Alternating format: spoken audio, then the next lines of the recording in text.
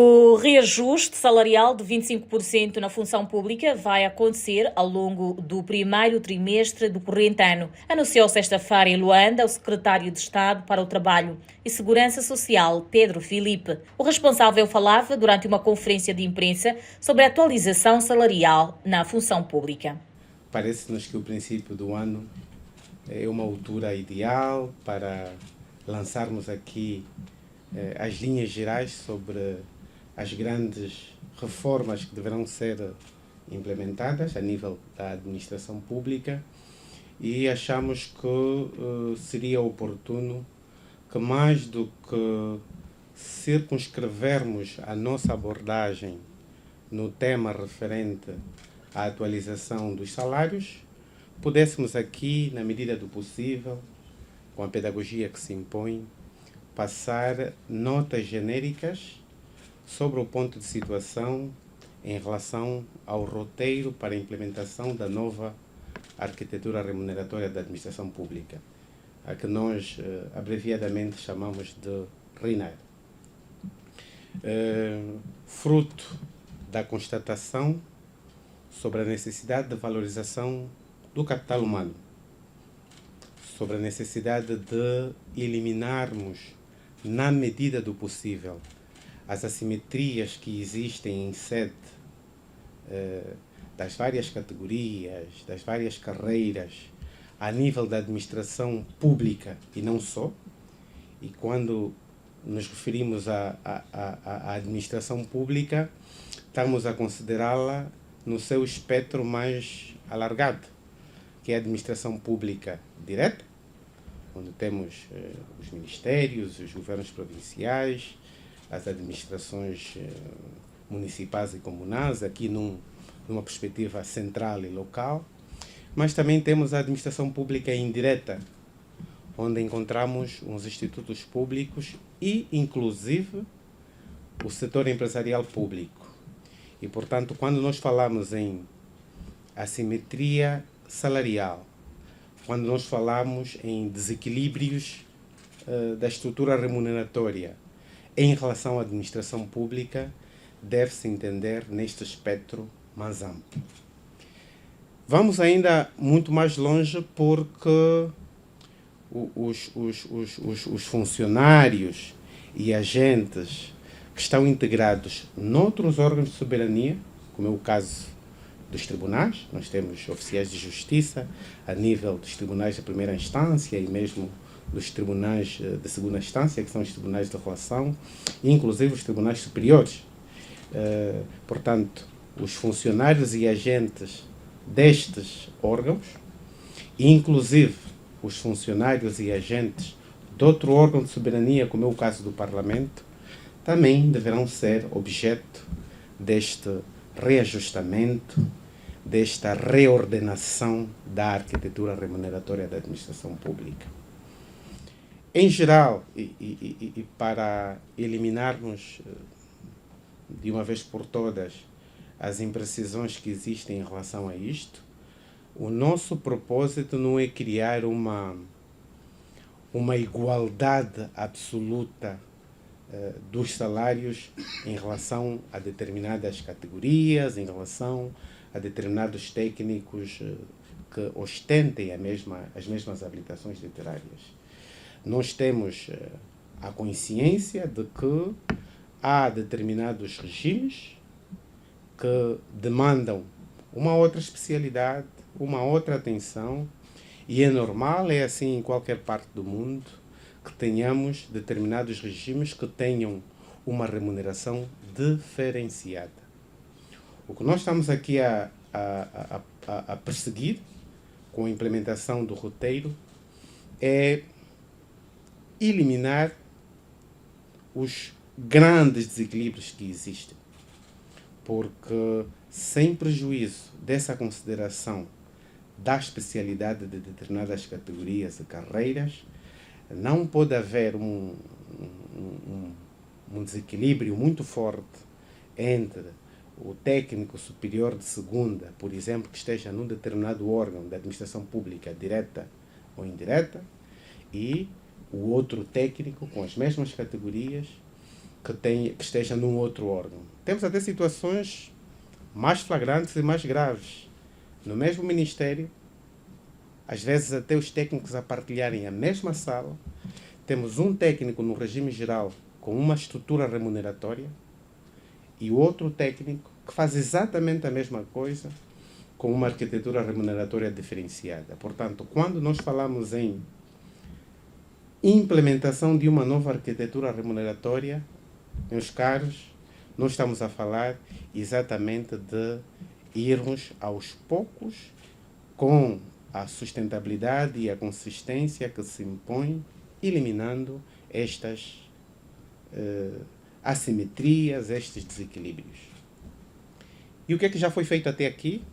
Nós temos estado a implementar, se permitirem aqui um breve histórico, temos estado a implementar várias fases. Nós estamos a chamar de vagas de medidas. Implementamos a primeira vaga de medida que teve que ver com o aumento do salário de toda a função pública em 5%. Isso aconteceu no princípio do ano. Para além disso, implementamos uma medida extremamente importante, que é a remuneração adicional, mediante os subsídios de isolamento, para funcionários que estejam em zonas recônditas. Estamos a falar em municípios de difícil acesso, com maiores dificuldades de locomoção, com maiores dificuldades de acesso a serviços e a bens. E, portanto, desde o ano passado, começamos efetivamente, salvo erro, no mês de abril, a implementação desta segunda vaga de medidas, que é o subsídio aos funcionários que estão a funcionar ou a trabalhar nas zonas recônditas. Depois disso, implementamos uma terceira vaga de medidas, que foi não permitir que a nível da administração pública, e seria bom sublinhar esse aspecto, não permitir que a nível da administração pública existisse quaisquer funcionários que tivesse um salário líquido abaixo de 100 mil kwanzas. Hoje, a nível das várias categorias, das várias estruturas da administração pública, direta e indireta, fez-se o esforço para que o mínimo a ser praticado em termos de salários seja 100 mil kwanzas, antecipando-se aquilo que foi uma decisão que também foi tomada e tornada pública em julho, que é a atualização do salário mínimo nacional. Portanto, o Estado, a administração pública, tinha de dar o exemplo em relação a esse aspecto. Nesta mesma vaga de medidas, acabamos por olhar também para a valorização de determinadas carreiras e categorias que nós entendemos como sendo extremamente importantes para o desenvolvimento econômico e social, que é o caso da categoria dos docentes universitários e dos investigadores científicos, que tiveram um suplemento remuneratório ajustado em 100%. Estamos a falar, duplicamos o salário dessas categorias.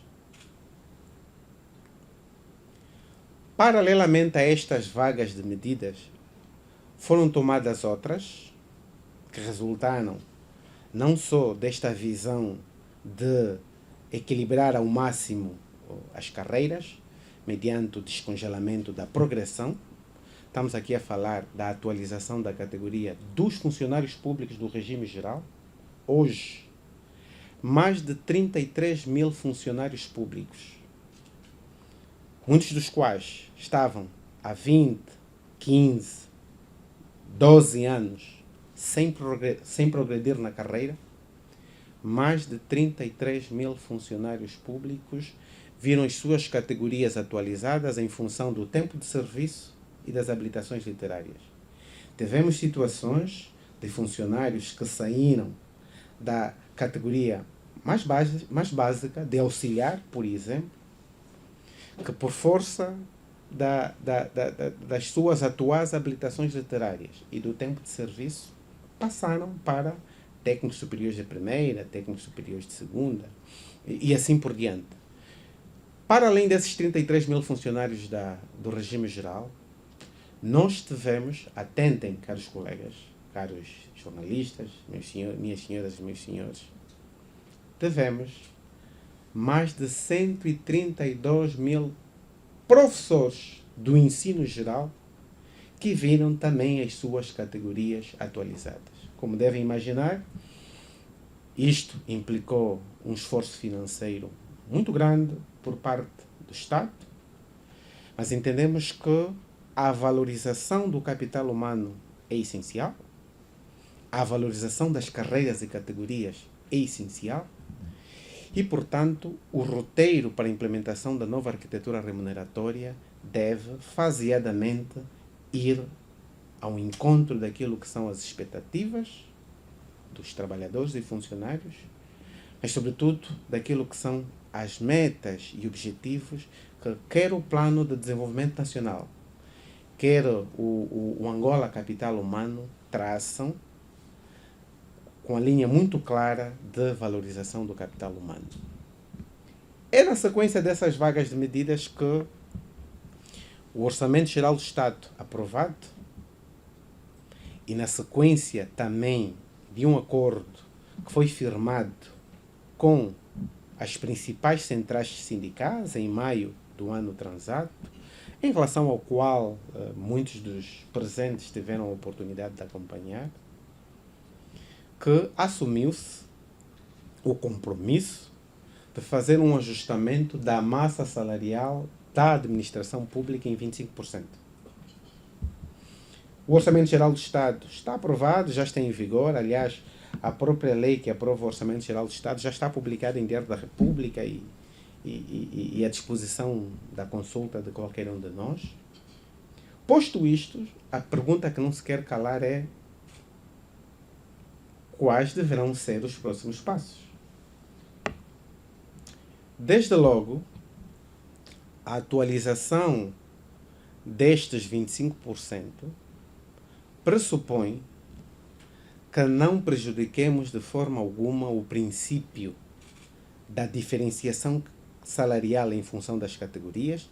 Há um palavrão que os administrativistas usam, o princípio da diferenciação positiva. O que é que isso significa? Que não podemos permitir que o técnico médio de segunda ganhe mais que o técnico médio de primeira.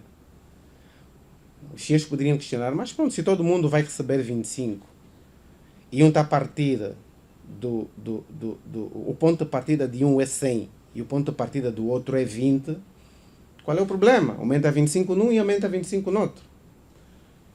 Isto não é tão simples assim. Por quê, caros senhores? Porque, para além do tema do ajustamento salarial, nós temos de conjugar com as regras do IRT. Como bem sabeis, temos vários escalões a nível do código do IRT.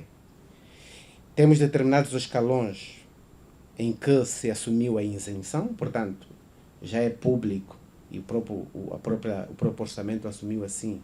A partir dos 100 mil kwanzas para baixo, não se paga nenhum valor, mas do 100 em diante temos vários escalões. E é provável que o ajustamento que se faça coloque alguém que está teoricamente abaixo, se fizer a conjugação entre o ajustamento salarial e o reenquadramento a nível dos escalões, pode sofrer um desconto que leva a que alguém com uma categoria superior possa efetivamente ganhar menos do que aquele que tem uma categoria inferior. Nós temos a previsão de atualizar salários de funcionários e agentes administrativos na ordem de 712 mil. Destes 712 mil, perto de 40% são técnicos médios. E a nível dos técnicos médios nós temos várias categorias. Técnico médio de terceira, técnico médio de segunda, técnico médio de primeira, técnico médio principal. E a diferenciação salarial entre essas categorias tem de ser conjugada com o tema referente aos enquadramentos a nível dos escalões do IRT. Por isso é que, mais do que o simples incremento, nós teremos de fazer uma ligeira alteração no decreto legislativo presidencial que, no fundo, estabelece os escalões e aprova as tabelas salariais, para não permitir a que pratiquemos injustiças.